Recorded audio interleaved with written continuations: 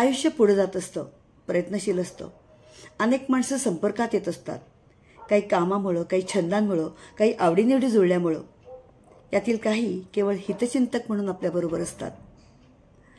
या नात्यात संवाद फारसा नसला तरी निरपेक्ष सद्भावना नक्की असते. काही नाती संवाद कमी साधतात, पण गरज भासेल तिथं माझ्याबरोबर नक्की असतात, खात्रीशीरपणे. काही नाती सोशल मीडियामधून संपर्कात आली, कधी प्रत्यक्ष संवाद, कधी वैचारिक देवाणघेवाण, भावनिक देवाणघेवाण, यातून सुरेख मैत्री जपत असतात. काही माणसं सुंदर असतात, रूपानं गुणानं ओतप्रोत खजिना असतात, आवडून जातात, ओळखीचं हसू आणतात चेहऱ्यावर, पण संवाद नाही साधू शकत. याउलट काही नाती खूप सुरेख संवाद साधतात, प्रत्यक्ष न भेटताही. कधी प्रत्यक्ष भेटलीच तर ही नाती परकी वाटत नाहीत.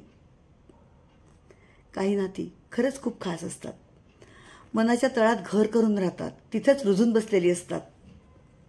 आनंद, दुःख, चढउतार, प्रगती या सगळ्यामध्ये मला निरपेक्ष साथ देत असतात.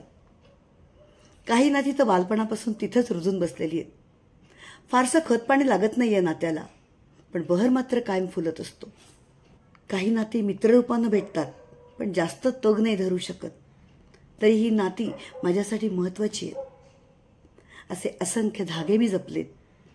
या सर्व धाग्यांसाठी कृतज्ञतापूर्वक शुभेच्छा. मैत्री दिनाच्या सर्वांना खूप साऱ्या शुभेच्छा. धन्यवाद.